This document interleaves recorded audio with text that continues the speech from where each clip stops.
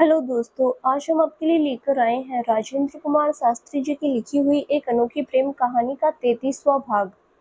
अगर आपने इस कहानी के पहले के 32 भाग नहीं देखे तो उनका लिंक मैंने इस वीडियो के डिस्क्रिप्शन बॉक्स में दे दिया है, आप वहां जाकर देख सकते हैं।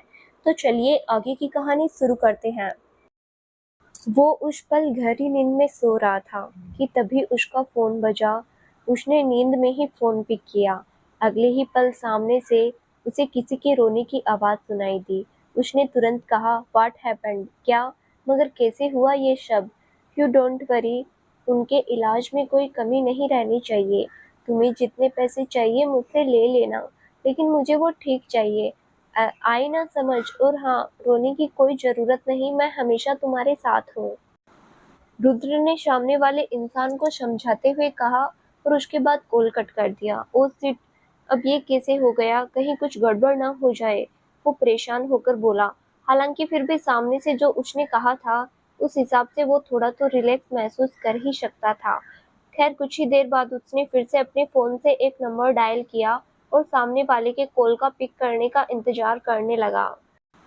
सुबह के 8 बज चुके थे। आज रुद्र सुबह उस इंसान की कॉल आने के बाद वो जल्दी ही खड़ा हो गया था और यही वजह थी कि वो ऑफिस जाने के लिए तैयार हो चुका था। कुछ ही देर में वो अपने रूम से बाहर आया। नीचे लिविंग रूम में माया और नयनतारा पहले से ही ब्रेकफास्ट का वेट कर रही थी। तभी उनकी नजर पड़ी कि रूबल ने डाइनिंग टेबल पर ब्रेकफास्ट लगवा दिया है, तो वो दोनों माँ बेटी खड़ी होकर डाइनिंग टेबल पर जाकर बैठ गई। इधर दूसरी तरफ सीढ़ियों से उतरते वक्त रुद्र ने रूबल को आवाज दी। रूबल जी, छोटे मालिक कहिए। वो अगस्त्य कहीं दिखाई नहीं दे रहा है। वो दरअसल उसे कल रात को बुखार हो गया था, तो मैंने उसे टेबलेट देकर सुला दिया है। मैं भी वो आज स्कूल भी ना जा पाए। ठीक है, उससे अच्छे से बात करना और हाँ, कोई ज्यादा नौटंकी ना करे। वो उसको ये समझा देना तुम, उसने रोबीले अंदाज में कहा। जी छोटे मालिक, और हाँ, मेरा ब्रेकफास्ट लगा दिया क्या तुमने? हाँ छोटे मालिक, लगा दिया है। मैं यही कहने वाली थी कि आप नाश्ता करके ही ऑफिस जाना। ठीक है, वो इतना बोलकर डाइनिंग टेबल पर एक तरफ जाकर बैठ गया। इधर कुछ ही देर में दादी माँ भी आकर वहां बैठ गई। उन्हें भूख नहीं थी उतने, लेकिन उन्होंने खुद ही घर में ये रूल बनाया था कि डिनर और ब्रेकफास्ट सभी घर वाले एक साथ बैठकर ही करेंगे, फिर चाहे जैसी सिचुएशन क्यों ना हो। और यही वजह थी कि आज उन्हें न चाहते हुए डाइनिंग टेबल पर आकर बैठना पड़ा था। हालांकि ये भी सच था कि वो अंदर ही अंदर काफी ज्यादा टूटी हुई सी लग रही थी। उन्हें अदिति को घर से निकाल दिए जाने का काफी बुरा लग रहा था, लेकिन वो रुद्र से उस पल कुछ भी नहीं कहती। यही नहीं, उन्होंने रुद्र से नजरें तक नहीं मिलाई थी। इधर दूसरी तरफ भले ही माया और नयनतारा कल रात को खुश नजर आ रही थी, लेकिन अब उनके चेहरे पर भी मायूसी छाई हुई थी। इसकी वजह ये थी कि उन्हें लगा रुद्र अदिति को घर से निकाल दिए जाने के बाद काफी परेशान हो जाएगा और हो सकता है इस चक्कर में वो ऑफिस भी जाना छोड़ दे। लेकिन ऐसा हुआ नहीं था। वो आज हमेशा के मुकाबले जल्दी तैयार हो गया था और यही वजह थी कि अब उनकी उम्मीदों पर पानी फिरता हुआ सा नजर आ रहा था। मुझे यूं अपने सामने देखकर माया धीमे से फुसफुसाई, मोम, ये मैं क्या देख रही हूँ? ये तो ऑफिस जा रहा है। हाँ वही तो, मुझे तो लगा था कि ये देवदास बन जाएगा। हो सकता है पागल ही हो जाए उसके प्यार में, लेकिन अब तो। नयनतारा भी धीमे से बोली ताकि रुद्र और दादी माँ दोनों को ही कुछ सुनाई न दे। हालांकि रुद्र को उन दोनों की बातों को सुनने में कोई इंटरेस्ट नहीं था। यही वजह थी कि वो चुपचाप जल्दी जल्दी खाना खा रहा था। अगले ही पल माया रुद्र को घुरकर देखते हुए बोली, ब्रो। रुद्र ने निवाला लेते हुए कहा। वो आज भी आप ऑफिस जा रहे हैं क्या? हाँ। क्यों? रुद्र ने अपनी नजरों को उसके तरफ उठाकर पूछा तो उसने अजीब सा मुंह बनाते हुए कहा, वो मुझे लगा आप परेशान होंगे तो मे बी रेस्ट करेंगे घर पर, so I just asked. If you think कि अदिति को घर से निकाले जाने की वजह से मेरी पर्सनल लाइफ पर कोई इफेक्ट पड़ेगा तो तुम गलत सोच रही हो। मुझे उसके जाने से कोई फर्क नहीं पड़ता है, ओके? उसने गुस्से में उसको खा जाने वाली नजरों से देखते हुए कहा। सॉरी ब्रो, मुझे लगा। इट्स ओके, इतना बोलकर उसने रूबल की तरफ इशारा किया। उसने थोड़ा सा दलिया उसे और परोस दिया, जिसके बाद वो फिर से खाने में ही मग्न हो गया। वैसे बेटा, तुमने आगे क्या क्या सोचा है अपनी लाइफ के बारे में? आई मीन, अदिति को तलाक देने को लेकर। अब वो घर से तो निकाली जा चुकी है, तो मुझे लगता है तुम्हें अब अपनी जिंदगी से भी उसे निकाल देना चाहिए। नयनतारा, मैं कुछ बोल नहीं रही हूँ तो इसका मतलब ये नहीं है कि तुम कुछ भी बकवास करती रहो। तुम्हारी इन्हीं आदतों की वजह से मैं तुम्हें इस घर में पसंद नहीं करती हूँ। तुम्हें अलग से जायदाद दे दी गई है ना, तो तुम वही रहा करो। इस घर में पॉलिटिक्स करने की कोई जरूरत नहीं है। दादी माँ अचानक से ही भड़क गई। दादी माँ प्लीज, आप इतना उछल काहे रही है मोम पर? उन्होंने गलत क्या कहा है? अब ब्रो ने खुद उसे घर से निकाला है, इसमें मोम की कोई गलती नहीं है। मोम तो यही चाहती है ना कि ब्रो अपनी लाइफ में सेटल्ड हो जाए। अगर उन्होंने उसे डाइवोर्स दे दिया तो फिर वो किसी और से भी तो शादी कर सकते हैं ना, वरना कब तक ऐसे रहेंगे? ये उनके मेंटल हेल्थ के लिए भी तो सही नहीं है ना। माया जैसे ही बोली तो दादी माँ फिर से बोली, माया शर्म करो, कुछ तो शर्म करो। तुम्हारे भाई का घर उजड़ा है, वो तुम्हारी भाभी है। तुम ऐसे कैसे बात कर सकती हो उसके बारे में? मैं तो ऐसे ही बात करूंगी, वो है ही इसी लायक। करेक्टर लेस कहीं की, पहले किसी और के साथ सोई और अब ब्रो की जिंदगी में आ गई। माया, मैं तुम लोगों की हर बात का जवाब दूं ये जरूरी नहीं समझता, और तुम लोग बच्चे नहीं हो जो रोज रोज इन्हीं टॉपिक्स पर बात करते रहो। आई एम ए बिजनेसमैन, मुझे मेरे घर में ये बकवास पसंद नहीं है। मैं अदिति को तलाक कब दूंगा और कब नहीं, सवाल ये बड़ा नहीं है। सवाल बड़ा ये है कि मैंने अपना बदला ले लिया है, अब इससे ज्यादा मैं बकवास करना पसंद नहीं करता हूँ। और अगर आगे से तुम में से कोई बोला तो आज मैंने थाली फेंकी है, कल मैं इसे घर से बाहर किसी और को भी उठाकर फेंक सकता हूँ। उसने गुस्से में जैसे ही जोर से कहा, वह सन्नाटा पसर गया। नयनतारा और माया दोनों ही भीगी बिल्ली बन चुकी थी। उन दोनों के मुंह से एक लफ्ज भी नहीं निकला। यहाँ तक कि दादी माँ, रूबल या फिर घर के एक भी नौकर के मुंह से एक शब्द तक नहीं निकला। वहां सन्नाटा अब इतना पसर चुका था कि इन सब में उनकी सांसों की आवाज भी साफ सुनाई देने लगी थी। तभी जैसे तैसे करके माया ने हिम्मत बटोरी और धीमे से बोली, I am sorry bro, really sorry. मेरे कहने का मतलब, यू जस्ट सेट अप माया, एक लफ्ज भी मत बोलना अब आगे से। मैंने तुम्हें अपने सिर पर चढ़ा रखा है, इसीलिए ही तुम कुछ ज्यादा ही पॉलिटिक्स करने लगी हो। रुद्र, तुम इसके साथ ऐसे बात नहीं कर सकते हो। नयनतारा बीच में बोली, तो कैसे बात करूं मॉम? हाँ, आपने मुझे समझ क्या रखा है कि मैं हमेशा आप लोगों के लिए ही काम करता रहूंगा? तुम दोनों बताओ मुझे, कितने दिनों से आप यहाँ हो? पूरे 40 दिन हो गए हैं आपको दिल्ली आए हुए। आए तो तुम लोग मुझसे मिलने के लिए ही थे ना यहाँ पर? बॉम्बे की कंपनी कौन संभाल रहा है वहां पर? फिर तुम लोग अपने बिजनेस को लेकर इतना सीरियस क्यों नहीं हो? उसने गुस्से में अपने दांतों को पीसते हुए कहा तो माया धीमे से बोली, वो ब्रो वहाँ सुहास है। वाट? सुहास है? उसे पार्टी करने से भी फुर्सत मिलती है? डैमिट, तुम लोग अपने काम को लेकर सीरियस हो जाओ वरना अच्छा नहीं होगा। और हाँ, ये भी सुन लो दोनों के दोनों, आप चाहे मेरी माँ हो या फिर बहन, मेरी कंपनी ने जो फंड्स आप दोनों की कंपनी को दिए हैं वो मैं इंटरेस्ट सहित वापस ले सकता हूँ। इसीलिए अगले 1 साल तक अगर तुम दोनों की कंपनी ने मेरी कंपनी को फंड के जितने भी पैसे हैं वो वापस नहीं लौटाए तो फिर मैं स्ट्रिक्ट एक्शन ले सकता हूँ। रुद्र बुरी तरह से फूट पड़ा। इसके पीछे की वजह क्या थी ये उन दोनों में से ही नहीं बल्कि दादी माँ को भी पता नहीं चली थी। उसके गुस्से को देखने के बाद वो दोनों बिल्कुल नहीं बोली। तो वहीं रुद्र बिना ज्यादा देर किए अपने ऑफिस की तरफ चला गया। पीछे से घर में उसके जाने के कब बाद भी सन्नाटा पसरा पड़ा था। वे दोनों माँ बेटी ब्रेकफास्ट को बीच में ही छोड़कर रूम में चली गई थी। मैं इसको देख लूंगी माया, ये बहुत अकड़ता है ना। मैंने अब इसकी सारी अकड़ ना निकाल दी तो देख लेना।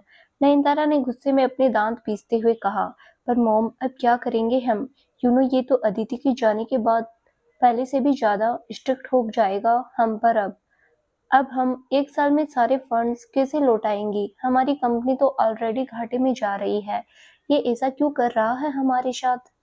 माया के चेहरे पर भी फिक्र साफ नजर आ रही थी, लेकिन अगले ही पल नयनतारा बोली, कुछ भी हो जाए माया, अब मैं इसे नहीं छोड़ने वाली। इसका बाप उछलता था इस तरह से मुझ पर, जिंदा नहीं बचा था। इसको भी मैंने बर्बाद न कर दिया तो मेरा नाम नयनतारा नहीं। वो आज गुस्से में आग बबूला हो गई थी। उसके चेहरे से भी अब लग रहा था कि कुछ बड़ा होगा, लेकिन वो क्या बड़ा करने वाली है इसका पता रुद्र को नहीं था। माया के जाने के 2 घंटे बाद भी माया और नयनतारा दोनों का ही मूड ठीक नहीं हुआ था। उसने आज जिस तरह से माया की तरफ थाली को फेंका था, उसके बाद से माया का भी पारा हाई हो चुका था। उन्होंने आपस में डिस्कशन भी किया, जहां नयनतारा ने ये प्रण लिया था कि वो रुद्र को अब नहीं छोड़ने वाली है, फिर चाहे कुछ भी क्यों ना हो जाए। हालांकि वो रुद्र को सबक सिखा सकेगी या नहीं, ये एक बड़ा सवाल था। जहां एक तरफ माया और नयनतारा दोनों से ही रुद्र का सुबह का गुस्सा पचाया नहीं जा रहा था, वहीं दूसरी तरफ सुबह से दादी माँ, रूबल और घर के बाकी के नौकर काफी खुश नजर आ रहे थे। वो रुद्र के उस वक्त गुस्सा करने के दौरान तो कुछ नहीं बोले थे, मगर हाँ, मन ही मन उन्हें इस बात की खुशी जरूर हो रही थी कि अच्छा ही हुआ कि रुद्र ने उन दोनों की अच्छे से क्लास लगाई है। आज तो धमाल हो गया रूबल बीबी जी, रुद्र बाबा ने तो कमाल ही कर दिया। उन दोनों मकड़ियों के नाक पर पड़नी ही चाहिए थी। बहुत चपर चपर कर रही थी दोनों ही, मतलब हद ही हो गई। छोटी मालकिन कितनी अच्छी है, फिर भी छोटे मालिक को वो लोग बोल रही थी कि छोटी मालकिन को तलाक दे दो। मतलब बेशर्मी की भी हद होती है। खैर अच्छा हुआ, श्यामा नाम की नौकरानी ने रूबल से कहा। सही कह रही हो तुम श्यामा, कसम से एक पल को तो मैं उस वक्त डर ही गई थी जब छोटे मालिक ने थाली को फेंका था। लेकिन बाद में मुझे खुशी हुई जब उन्होंने बुरी तरह से इन दोनों की क्लास लगा ली। कमाल ही है वो। कभी कभी छोटे मालिक जब अपनी वाली पर आ जाते हैं तो फिर बहुत अच्छा भी लगता है, क्योंकि उस वक्त फिर वो किसी के बाप की भी नहीं सुनते हैं। आज जिस तरह से उन्होंने इन दोनों की क्लास ली, मुझे लगता है आगे से कभी उनके सामने बोलने की हिम्मत नहीं होगी इनकी। कभी लाइन पर आ गई है। और हाँ, अब शायद ही ये सब भागने में देर करे। कुछ ही दिनों में देखना, ये यहाँ से रफू चक्कर हो जाएगी। रूबल ने मुस्कुराकर कहा, काश ऐसा ही हो। मेहनत छोटे मालिक करते हैं और मुझे ये लेती है। बोलो, कहाँ का न्याय है ये?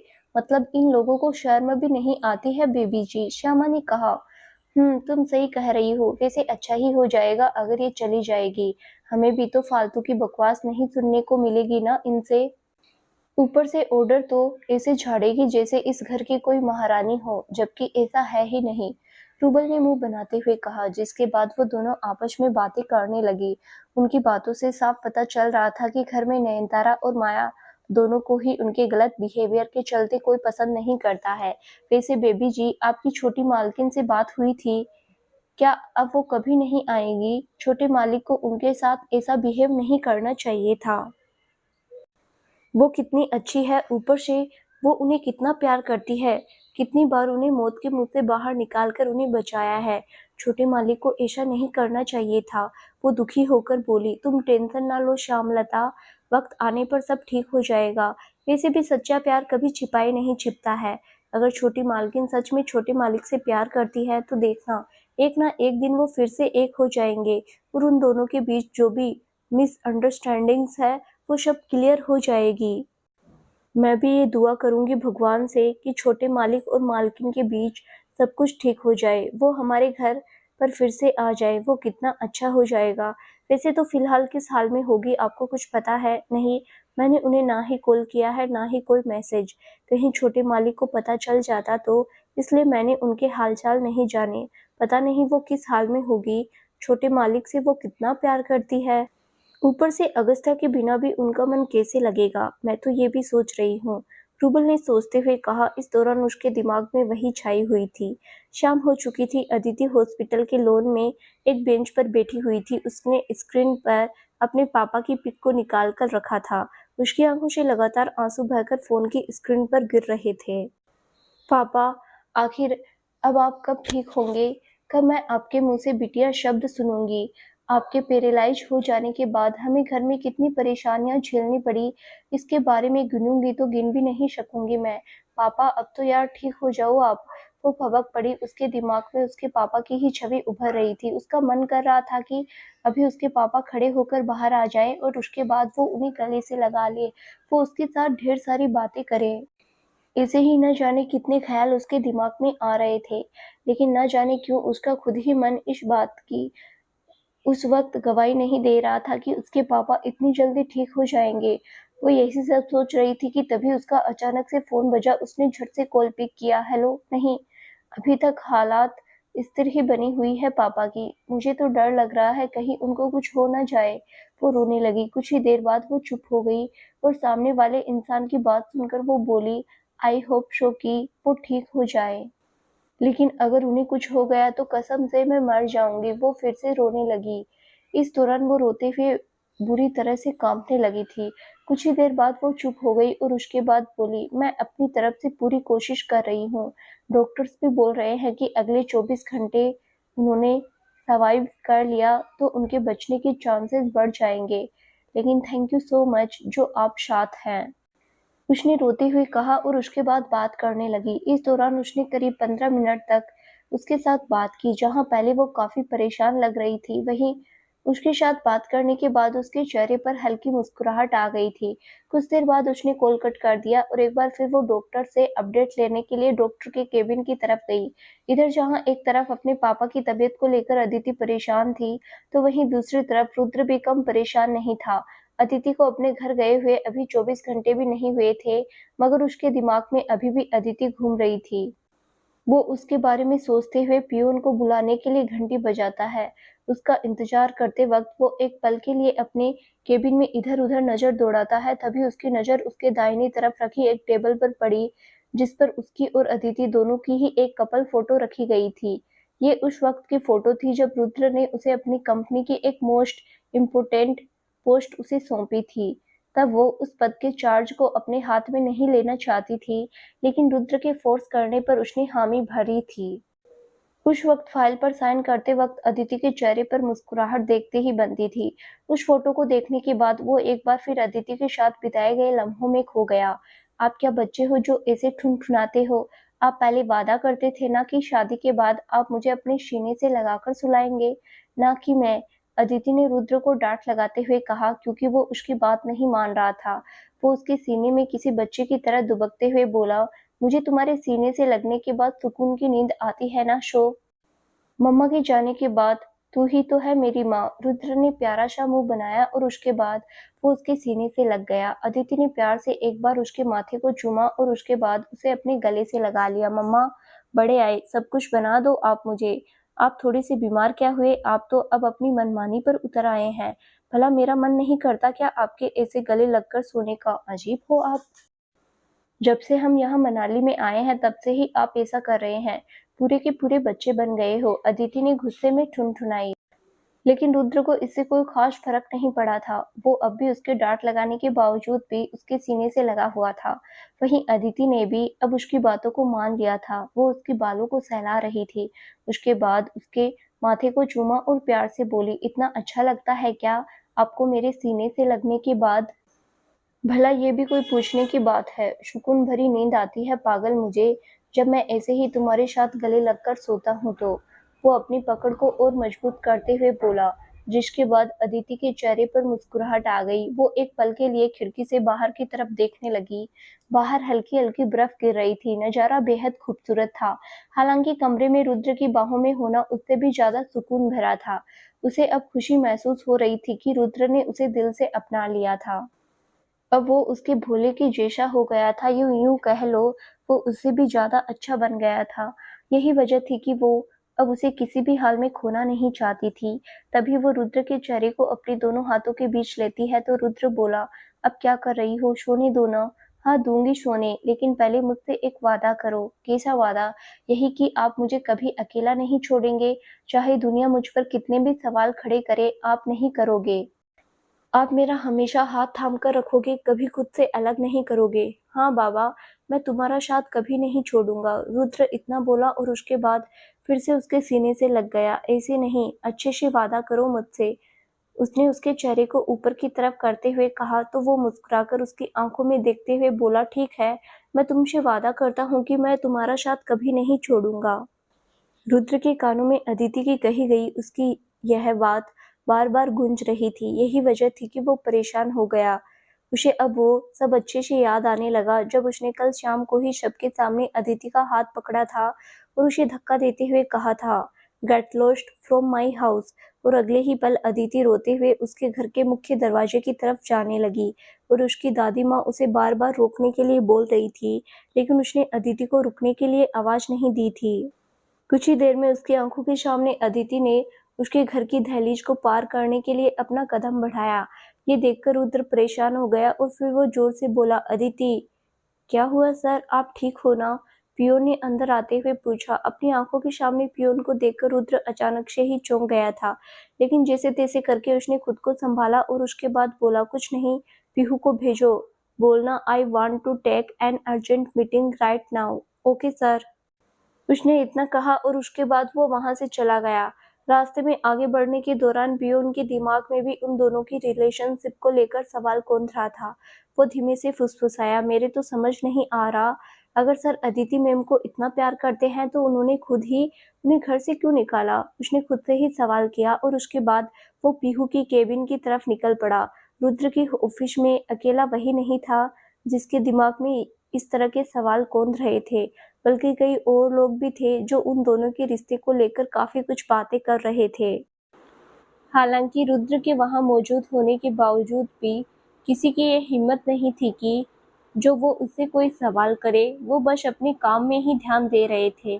तो वहीं रुद्र, उसके दिमाग में अब भी अदिति के साथ बिताए गए लम्हे चल रहे थे। यही नहीं, जिस तरह से माया ने आज अदिति को लेकर ब्रेकफास्ट के वक्त जो बोला था उसके बारे में सोचकर भी वो काफी ज्यादा गुस्से में था। एक पल तो उसका उस वक्त मन किया कि वो माया को थप्पड़ ही लगा दे, लेकिन फिर उसने अपने गुस्से पर काबू पाया था।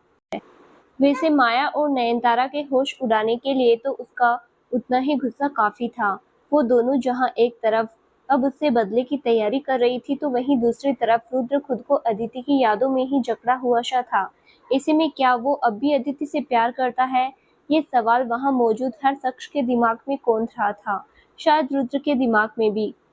करीब 10 दिन बाद 10 दिन बीत चुके थे। इन 10 दिनों में रुद्र ने खुद को अकेले रहने का आदी सा बना लिया था। वो अब सुबह जल्दी ही ऑफिस के लिए निकल जाता था और देर रात तक घर पर आता था। जो 1 महीने में उसने मेडिकल लीव ली थी, उसकी वजह से ऑफिस में भी काफी काम बाकी पड़ा था, जिसे लगभग उसने खत्म कर लिया था। यही नहीं, उसने अपने एम्प्लॉयज को ओवरटाइम करने के लिए भी इंस्पायर किया था, ताकि 1 महीने के दौरान वो थोड़ा बहुत कंपनी को जो नुकसान हुआ था उसकी भरपाई की जा सके, जिसे हर किसी एम्प्लॉय ने एक्सेप्ट भी किया था। आखिर उन्हें पैसे भी तो ज्यादा दिए जा रहे थे, यानी उन 10 दिनों में ही उसने सब कुछ सेट कर दिया था। इधर रुद्र के घर में उसके इस तरह से पूरा मन लगाकर काम करने की वजह से नयनतारा और माया दोनों ही परेशान थी। उन दोनों ने तो सोचा था कि अदिति को घर से निकाल देने के बाद रुद्र पहले की तरह ही पागलों के जैसे बिहेव करने लग जाएगा, लेकिन ऐसा नहीं था। वो रात तक बस काम करता रहता था। उसने अपना डेली रूटीन अच्छे से ही फॉलो करना जारी रखा। यही नहीं, घर में उसके अलावा बाकी के लोग भी अब सब ट्रैक पर आ गए थे। अगस्त्या भी फिर से स्कूल जाने लगा था। उसे इस दौरान अदिति की याद भी आती थी, लेकिन फिर भी रूबल उसे बड़े ही प्यार से समझाती रहती थी। यही नहीं, रूबल ने रुद्र को भी इमोशनली काफी संभाला था। वो उसके ऑफिस से आने के तुरंत बाद ही उसके हर काम को अच्छे से करती थी, जिससे वो और अच्छे से काम कर पाता था। रही बात दादी माँ की, तो वो भी अब काफी नॉर्मल लगने लगी थी, मानो घर में कुछ हुआ ही ना हो। यही वजह थी कि अब विराज, नयनतारा और माया तीनों ने ही अपनी जिंदगी का सबसे खतरनाक प्लान बनाया। अब उन्होंने आर या पार की लड़ाई करने की ठान ली थी।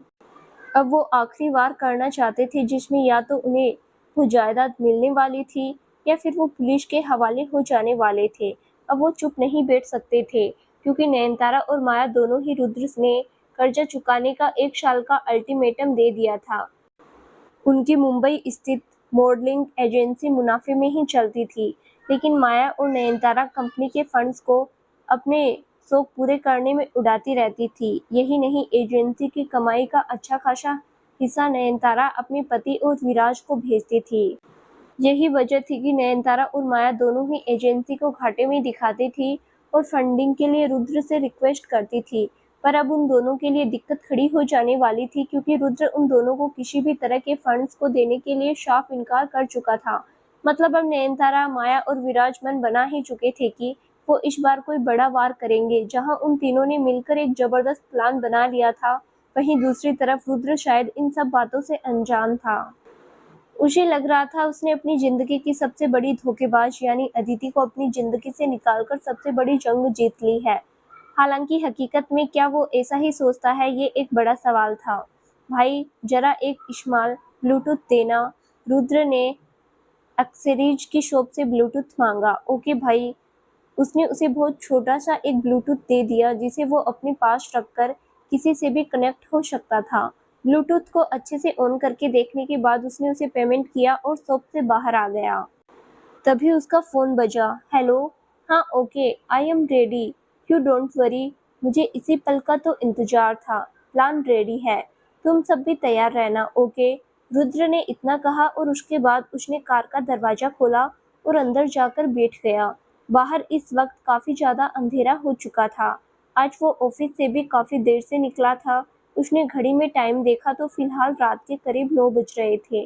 काफी देर हो गई है यार, अब मुझे जल्दी से घर के लिए निकलना होगा।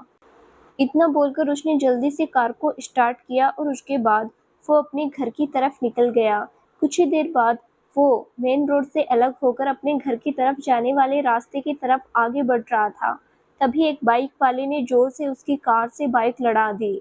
धड़ाम की आवाज के साथ जैसे ही बाइक गिरी, रुद्र कार से नीचे उतरते हुए गुस्से में जोर से बोला, हे यू, दिखाई नहीं देता क्या? रुद्र उस बाइक की तरफ दौड़कर गया। उसकी कार आगे से काफी ज्यादा पिचक गई थी, तो वहीं बाइक उसकी कार के टायर के आगे पड़ी थी। वहां चारों ओर धुआं ही धुआं हो चुका था। वो खांसने लगा। कुछ ही देर में जब धुआं वहां से दूर हुआ तो वो इधर उधर देखने लगा। हे यू, कौन हो तुम? कहाँ चले गए? कोई दिख क्यों नहीं रहा है यार? रुद्र ने बड़बड़ाते हुए बाइक को पीछे से पकड़ा और उसके बाद खींचकर एक साइड करने लगा। तभी उसकी कनपट्टी पर उसे कुछ महसूस हुआ।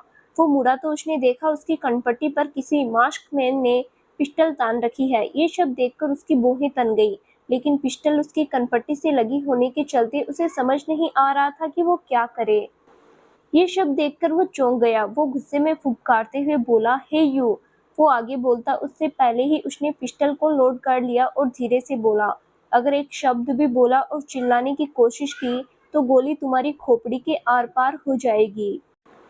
इसलिए चुपचाप जो मैं चाहता हूँ वो करो, मिस्टर रुद्र प्रताप सिंह राठौड़। मास्क पहने उस आदमी ने जैसे ही कहा, रुद्र चुप हो गया, लेकिन उसकी आंखों में अब लहू उतर आया। वो कुछ सोच पाता कि अब क्या करे उससे पहले ही अचानक से पीछे ने किसी ने उसके मुंह पर पट्टी बांध दी। अगले ही पल एक दूसरे आदमी ने उसके दोनों हाथों को पीछे की तरफ मोड़कर उन्हें भी रस्सी से कसकर बांध दिया। रुद्र ने चीखने की कोशिश की मगर वो सफल नहीं हो सका। अगले ही पल उनकी बगल में आकर एक कार बिजली की तेजी से रुकी, जिसमें उन लोगों ने रुद्र को पटका और उसके बाद वहां से रफू चक्कर हो गए। साले की आंखों पर पट्टी बांध दो, इसे पता न चलने पाए कि हम इसे कहाँ लेकर जा रहे हैं। उसकी बगल में पिस्टल लिए बैठे आदमी ने जैसे ही कहा, उन लोगों ने उसकी आंखों पर भी काली पट्टी बांध दी, जिसके बाद वो फिर से बोला, अब इसके फोन वोन को निकालो और बाहर फेंक दो। और हाँ फारूक, जल्दी से गाड़ी को यू टर्न लो ताकि किसी को पता ना चले कि हम इसे किस तरफ लेकर जा रहे हैं। उसने जैसे ही कहा, दो लोगों ने रुद्र की तलाशी ली। उसकी जेब में उसके फोन के अलावा कुछ नहीं मिला, जिसके बाद उन्होंने रुद्र के फोन को उसकी जेब से बाहर निकाल कर सड़क पर फेंक दिया। तो वहीं अगले ही पल ड्राइवर ने यू टर्न ले लिया। रिस्ट वॉच भी निकाल कर बाहर फेंको, उसने जैसे ही कहा उन्होंने उसकी रिस्ट वॉच भी निकाल कर बाहर फेंक दी। हो गया बॉस। गुड। ए फारूक, गाड़ी की स्पीड बढ़ा, उसने जैसे ही कहा अगले ही पल उसने स्पीड को बढ़ा दिया। तो वहीं इधर रुद्र अपनी तरफ से उनसे छुड़ाने की कोशिश कर रहा था, मगर अपनी तरफ से पूरी कोशिश करने के बावजूद भी वो छुड़ा नहीं पा रहा था। अबे साले, रही शादी टिक जा, वरना गोली तेरी खोपड़ी के आर पार हो जाएगी। आई ना समझ, हिल मत, उसने गुस्से में जोर से कहा। तो रुद्र ने हिलना बंद कर दिया, लेकिन उसे अब समझ नहीं आ रहा था कि आखिर वो लोग उसे कहाँ लेकर जा रहे हैं और क्यों। वो यही सब सोच रहा था, तो वहीं उन लोगों ने गाड़ी को बिजली की रफ्तार से आगे बढ़ाना जारी रखा।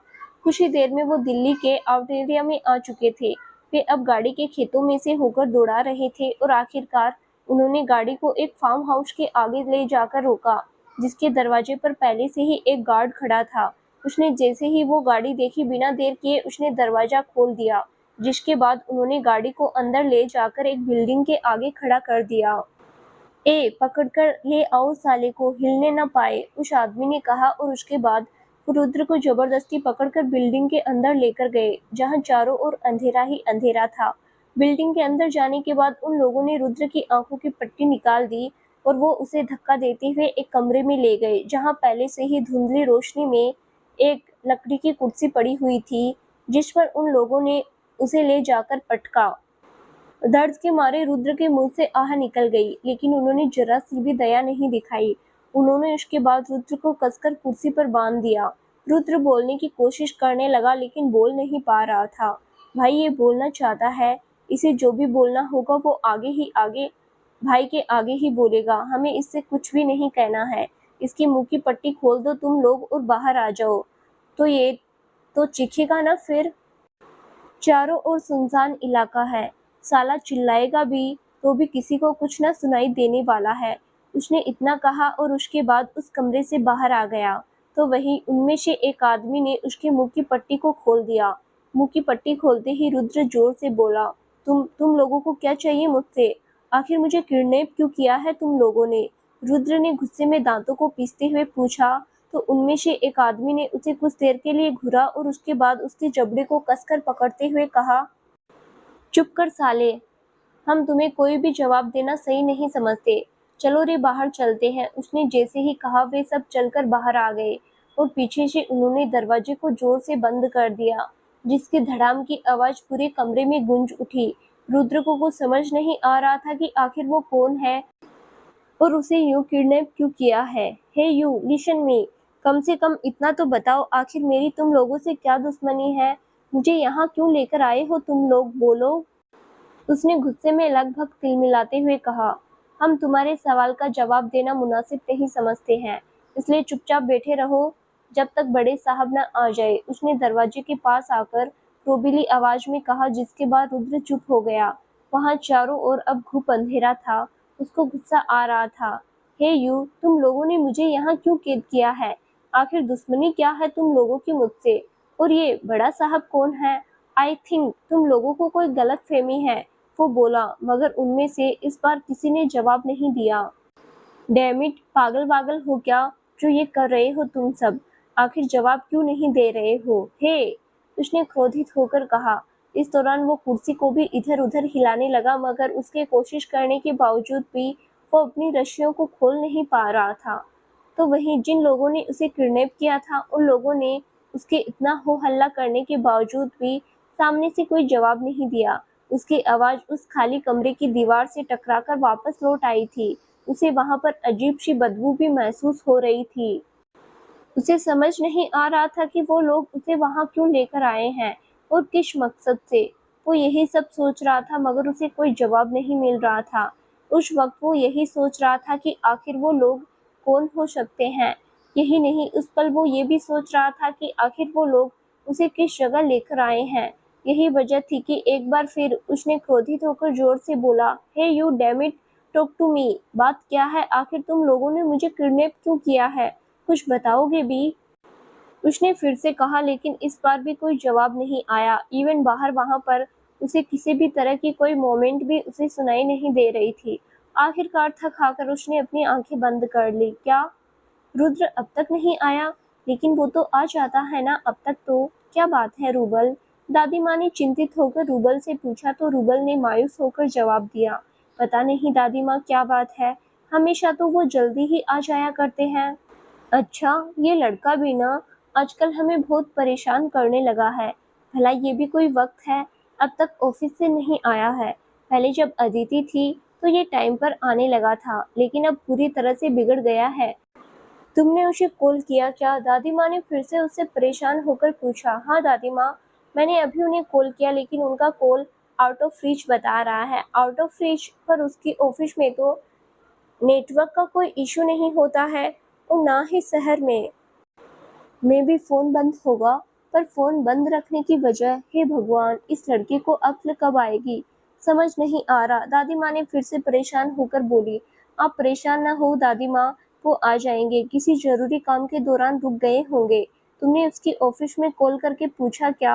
हाँ पूछा था ना दादी माँ, लेकिन पीहू तो बोली थी कि वो करीब 1 से 1.5 घंटे पहले ही ऑफिस से निकल चुके थे। तो फिर कहाँ रुक गया ये लड़का? ये लड़का भी ना समझ नहीं आ रहा कि कब रिस्पॉन्सिबल बनेगा। भला ये बात क्यों नहीं समझता कि इसकी दादी माँ को उसके इस तरह के बिहेवियर की वजह से कितना बुरा लगता है, लेकिन नहीं, उसे कहाँ मेरी परवाह है। ये किसी दिन मुझे मारकर ही दम लेगा, देख लेना।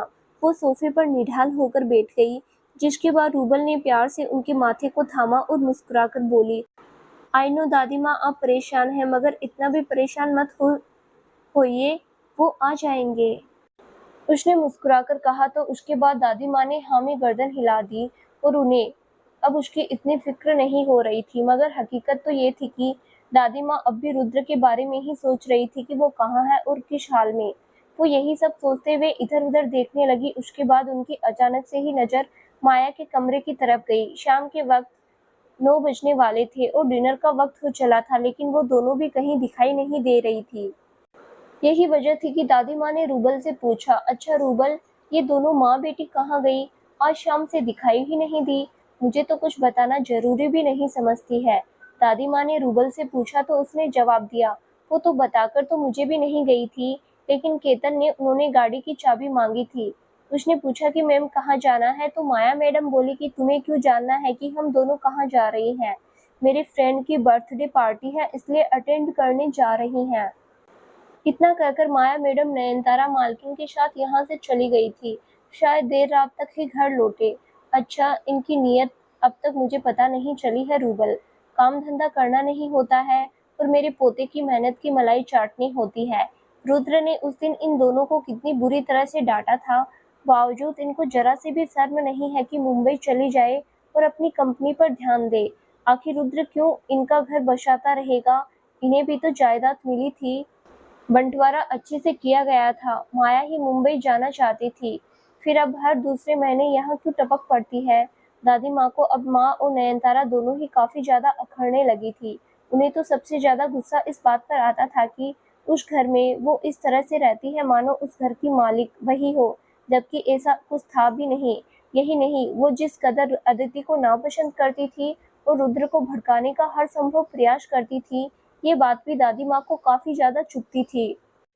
हालांकि फिलहाल तो उनके दिमाग में अब यही सवाल कौंध रहा था कि क्या सच में नयनतारा और माया दोनों ही किसी बर्थडे पार्टी में ही गई है या फिर कहीं और। दिन निकल आया था। कल पूरी रात रुद्र ऐसे ही चेयर पर बैठा रहा था, जिसके चलते उसकी पीठ अकड़ चुकी थी। उसके हाथ पैर भी एक ही पोजीशन में बैठे होने के चलते दर्द करने लगे थे। उसने इधर उधर देखा तो कमरे में अब भी अंधेरा था।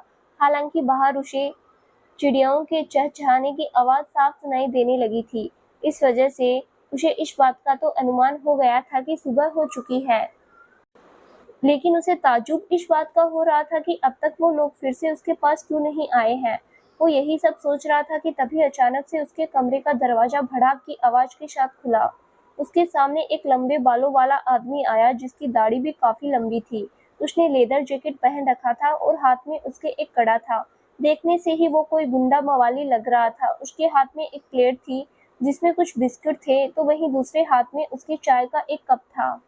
मैं अच्छे से जानता हूँ तुम स्टैंडर्ड से जीने वाले आदमी हो, लेकिन भाई यहाँ तो तुमको यही सब खाने और पीने को मिलेगा।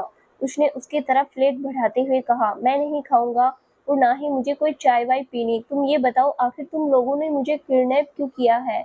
रुद्र ने खींचकर बोलते हुए कहा, इसके बारे में मैं तुम्हें कुछ नहीं बता सकता।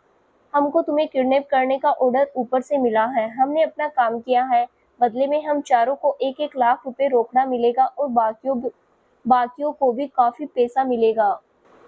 अब हमको तुम्हारी खातिरदारी करने को बोला गया है, इसलिए कर रहा हूँ, तो ज्यादा नौटंकी ना कर, वरना अकरम भाई को जरा सी भी भनक लगी तो तेरा भेजा उड़ा देगा वो। उसने प्लेट आगे की तरफ की तो रुद्र की आंखों में गुस्सा उतर आया। इसका मतलब तुम नहीं बताओगे कुछ? तुम लोगों को मुझसे पंगा लेना भारी पड़ जाएगा। यू नो मैं कौन हूँ? उसने क्रोधित होकर जैसे ही कहा, अचानक से उसे आवाज सुनाई दी, हाँ मुझे पता है तुम कौन हो। तुम सिल्वर लाइन प्राइवेट लिमिटेड के मालिक हो, एशिया के सबसे अमीर इंसान में से एक। Forbes under 30 age group businessman की लिस्ट में तुम टॉप पर हो। Yes, I really know that कि you are mister Rudra Pratap Singh Rathore हो। वो रुद्र जिससे एक मुलाकात करना कई बिजनेसमैन का सपना होता है। वो रुद्र जो गुस्से में हो तो किसी की भी हालत खराब कर सकता है। वो रुद्र जिससे बिजनेस माफिया तक डरते हैं। और इससे ज्यादा बड़ा इंट्रो भी क्या है तुम्हारा? अरे हाँ, भूल गया। वो रुद्र जिसकी एक बेहद ही खूबसूरत बीवी है और जिसका नाम अदिति सिंह है, जो किसी हीरोइन से कम नहीं। ए, रुद्र ने क्रोधित होकर कहा। हाँ, बुरा लगा ना? गुस्से में भले ही तुमने घर से निकाल दिया, लेकिन प्यार तो अब भी करते हो ना तुम मुझसे, तभी तो इतना गुस्सा आ गया। साले, अब देखना कैसे मैं पहले तुम्हारी सारी जायदाद अपने नाम करवाता हूँ और उसके बाद उस गोरी चिट्ठी अदिति के बदन को तुम्हारे सामने ही नोचता हूँ। इतना जल्दी थोड़े ही ना तुम्हें चैन की मौत मिलेगी। हे जवान, संभाल कर बात करो वरना। रुद्र की आंखों में गुस्सा उतर आया था। उसका मन कर रहा था कि वो अभी उसको बुरी तरह से धुन दे, लेकिन वो ऐसा कर नहीं पा रहा था। उसे बहुत कसकर बांधा गया था। यही वजह थी कि उसे अपने गुस्से को उस वक्त पीना ही पड़ा। अरे अरे, इतना गुस्सा तुमने सुना नहीं है क्या? सेहत के लिए हानिकारक होता है। उसको एक बार फिर से सामने की आवाज सुनाई दी। वो आवाज उसके ठीक सामने अंधेरे से भरे लिविंग रूम से आ रही थी। वहां चारों ओर अंधेरा ही अंधेरा था। ऐसा लग रहा था जैसे वो बिल्डिंग अंडर कंस्ट्रक्शन है। रुद्र उसे देखने की हर संभव कोशिश करता है, मगर फिर भी वो देख नहीं पा रहा था। यही वजह थी कि वो फिर से गुस्से में जोर से बोला, तू अगर तेरे बाप की असली औलाद है तो साले एक बार मुझे खोलकर दिखा, उसके बाद देखना मैं तेरी क्या हालत करता हूँ। मैंने तुम्हारा मुंह न तोड़ दिया तो मेरा नाम रुद्र प्रताप सिंह नहीं। उसने गुस्से में अपने दांतों को पीसते हुए कहा, हे, इसे बाहर लेकर आओ, ये कुछ ज्यादा ही बकवास कर रहा है। उसने जैसे ही कहा, चार लोग दौड़ते हुए आए और उन्होंने रुद्र को कुर्सी सहित उठा लिया और उसके बाद वो उसे उस बिल्डिंग के तलघर की तरफ लेकर चले गए। तलघर में किसी भी तरह का कोई कमरा नहीं बना हुआ था, बल्कि ये करीब 100 बाई 100 का एक बड़ा हॉल के जैसा था, जो कई सारे बड़े बड़े पिलर्स पर टिका हुआ था। वहाँ चारों ओर हल्की रोशनी थी। इसके अलावा वहाँ कुछ भी साफ सुनाई नहीं दे रहा था। यही नहीं, वहाँ अजीब सी बदबू भी थी। कुछ ही देर में उन लोगों ने रुद्र को बीचों बीच ले जाकर छोड़ दिया। वो अब अपने आप को असहाय महसूस कर रहा था। ओए, छोड़ो मुझे, मैंने पहले ही कहा है, तुम लोग जो कर रहे हो वो सही नहीं है। मैं एक एक करके चुन चुन कर बदला लूंगा तुम सबसे। तुम अभी कुछ नहीं कर सकोगे मिस्टर रुद्र प्रताप सिंह राठौड़। सामने से उसने उसी इंसान की आवाज सीढ़ियों की तरफ से सुनी। अगले ही पल उसे उसके कदमों की आवाज सुनाई दी, लेकिन वो कदमों की आवाज उसे बड़ी अजीब लगी, मानो एक तो उसके जूते की आवाज हो तो वहीं दूसरी किसी लड़की की। रुद्र को जब कुछ समझ नहीं आया तो उसने क्रोधित होकर फिर से कहा, तो तुम कौन हो और तुम मुझसे चाहते क्या हो? तुम्हारी जायदाद। अगले ही पल उसे किसी जानी पहचानी सी लड़की की आवाज सुनाई दी। वो अपने दिमाग पर जोर लगाने लगा कि आखिर वो कौन है। वो यही सब सोच रहा था कि अगले ही पल उसकी नज़र जैसे ही सामने खड़ी उस लड़की पर पड़ी, वो शॉक्ड हो गया। तो दोस्तों, आगे क्या होगा जानने के लिए इस कहानी का अगला भाग जरूर देखें, जो बहुत जल्द ही इस चैनल पर प्रसारित किया जाएगा। धन्यवाद।